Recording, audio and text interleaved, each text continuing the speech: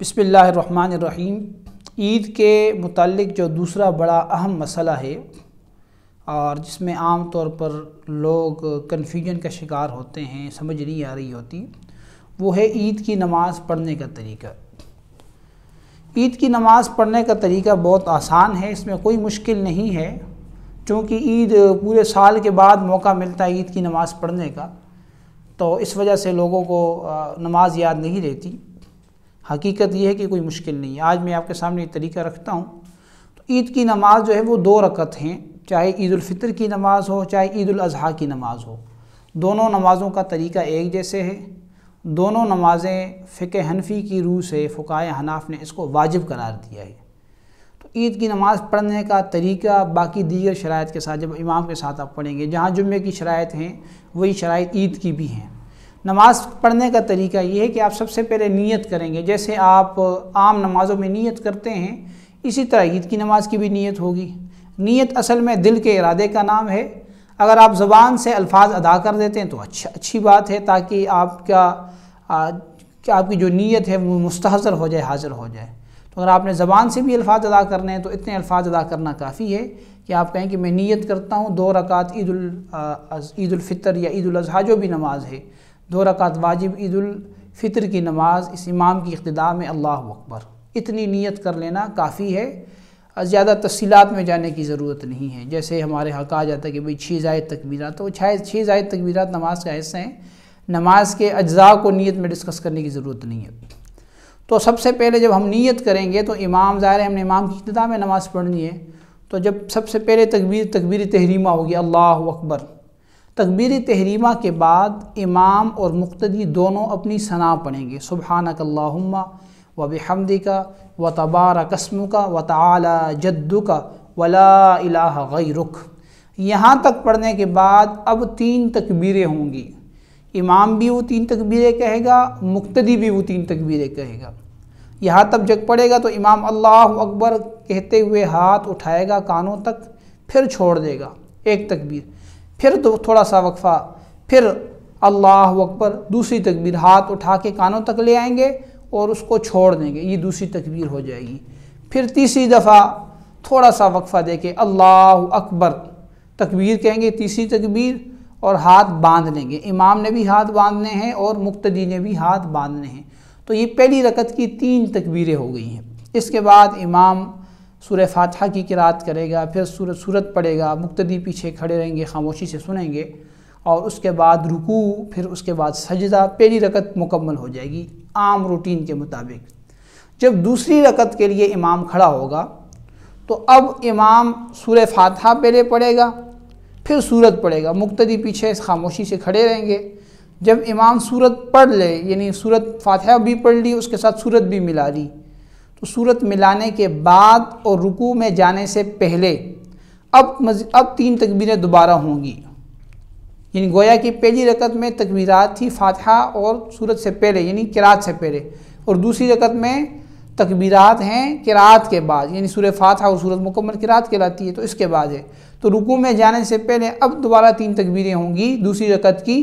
امام اللہ اکبر ہاتھ اٹھا کے چھوڑ دے گا 1 تکبیر، پھر دوسری تکبیر اللہ اکبر ہاتھ اٹھا کے چھوڑ دے گا، پھر تیسری تکبیر اللہ اکبر ہاتھ اٹھا کے چھوڑ دے گا، اب ہاتھ نہیں باندھنے۔ اور مقتدی بھی ایسے ہی کریں گے، زبان سے الفاظ تکبیر کا تلفظ کریں گے اور کانوں تک ہاتھ اٹھا کے چھوڑ دیں گے۔ اب یہ 3 تکبیریں پوری ہو گئیں۔ اب اس کے بعد امام رکوع کے لیے تکبیر کہے گا اور اللہ اکبر کہتے ہوئے وہ رکوع کی تکبیر کرے گا، اور مقتدی بھی امام کی اقتداء میں رکوع کریں گے، اور اس کے بعد اپنی جو بقیہ نماز ہے وہ اسی انداز سے مکمل ہو جائے گی۔ تو یہ نماز کا آسان طریقہ ہے، 2 رکعتیں ہیں، اس میں صرف اور صرف 6 زائد تکبیریں ہیں۔ پہلی رکعت کے اندر 3 تکبیرات ہیں، وہ سورہ فاتحہ کی قرات شروع ہونے سے پہلے، ثنا پڑھنے کے بعد، اور دوسری رکعت میں جو 3 تکبیرات ہیں وہ سورہ فاتحہ اور سورت پڑھنے کے بعد رکوع میں جانے سے پہلے۔ تو یہ تو طریقہ ہے اس شخص کے لیے جو امام کے ساتھ شروع سے نماز میں شریک ہو۔ اگر ایک آدمی امام کے ساتھ شروع سے نماز میں شریک نہیں ہے، وہ بعد میں آ کے شریک ہو رہا ہے، تو اس کی مختلف صورتیں ہو سکتی ہیں، میں اس کو بھی بیان کر دیتا ہوں تاکہ یہ مسئلہ پوری طرح واضح ہو جائے۔ اگر تو ایک آدمی امام کی نماز شروع ہو جانے کے بعد آیا ہے، اگر وہ پہلی رکعت میں آ کے شریک ہوتا ہے تو ظاہر ہے پہلی رکعت میں اگر اس کی تکبیرات نکل گئی ہیں، مثلا وہ آ رہا ہے سورۃ فاتحہ کی قرات کے وقت، وہ آ رہا ہے سورت کی قرات کے وقت، تو آتے ہی جیسے ہی شریک ہوگا جلدی سے اپنی 3 تکبیریں کہہ دے گا اور پھر امام کے پیچھے خاموشی سے کھڑا ہو جائے گا اور اسی انداز سے چلے گا جو بات ہو گئی۔ اب اگر کوئی آدمی ایسے وقت میں آیا کہ امام رکوع میں تھا، اب یہ آ کے اپنی تکبیر تحریمہ کہے، امام کے ساتھ رکوع میں شامل ہو جائے اور رکوع کے اندر ہاتھ اٹھائے بغیر 3 تکبیرات اپنی کہہ دے، اللہ اکبر اللہ اکبر اللہ اکبر، ہاتھ اس کے گھٹنوں پہ ہی رہے، تکبیر تحریمہ کے لیے جیسے ہاتھ اٹھائے جاتے ہیں رکوع میں نہ اٹھائے۔ اگر تو رکوع میں اس کو موقع مل گیا تکبیریں کہہ دے، تسبیحات نہ پڑھے، لیکن اگر یہ رکوع میں شامل ہوا، تکبیر کہنے لگا، امام اٹھ گیا، اب اس کی یعنی وہاں پہ بھی وہ تکبیرات ادا نہ کر سکا، تو اب یہ تکبیرات اس کی چلی گئی ہیں، رکعت اس کو مل گئی، اب خیر ہے، اس کی نماز ہو جائے گی اور اسی طرح باقی نماز کے اندر امام کی اقتداء کرتے ہوئے نماز پوری کر لے گا۔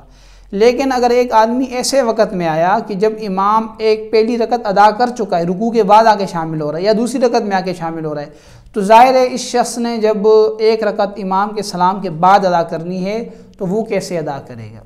تو اس کا طریقہ سمجھ لیں کہ جب امام سلام پھیر دے گا تو ایسا مسبوق مقتدی جس کی ایک رکعت گئی ہے وہ کھڑا ہو جائے گا اور وہ اپنی جو یہ رکعت جو اس سے نکل گئی ہے، جو یہ ابھی ادا کر رہا ہے، وہ بالکل ایسا ہی ادا کرے گا جیسے دوسری رکعت ادا ہوتی ہے، یعنی ثنا پڑھ لے، اس کے بعد سورہ فاتحہ پڑھے، اس کے بعد سورت پڑھے اور اس کے بعد 3 تکبیریں ادا کر کے پھر رکوع کرے۔